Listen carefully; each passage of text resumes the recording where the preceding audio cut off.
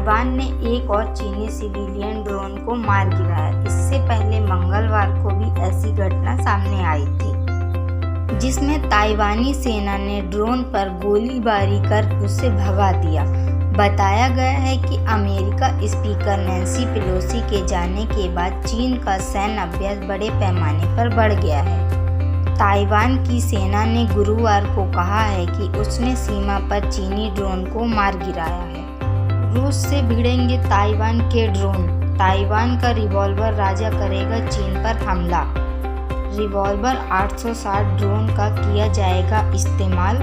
ये ताइवान का सबसे बड़ा मानव रहित ड्रोन है, जिसका नाम रिवॉल्वर 860 ड्रोन रखा गया है, जो कि 42 किलोग्राम तक का वजन उठा सकता है। यह ड्रोन गोला बारूद ले जाने के लिए भी सक्षम है।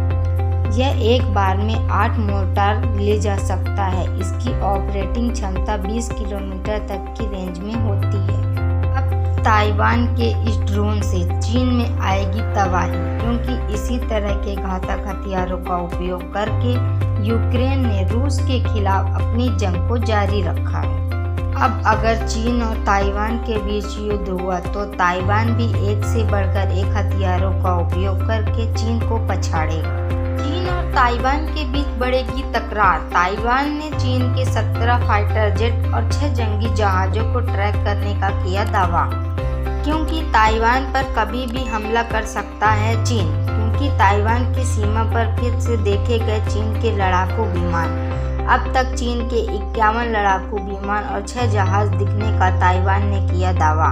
अब ताइवान देगा चीन को मुंह तोड़ जवाब। दरअसल अमेरिकी संसद की स्पीकर नैन्सी पेलोसी के ताइवान यात्रा से चीन हुआ आग बबूला।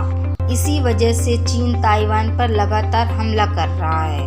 ताइवान के राष्ट्रीय रक्षा मंत्रालय ने जानकारी देते हुए कहा है कि वो शुक्रवार की शाम 5 बजे तक चीन के 17 विमानों और 5 जहाज़ों को ट्रैक करेगा।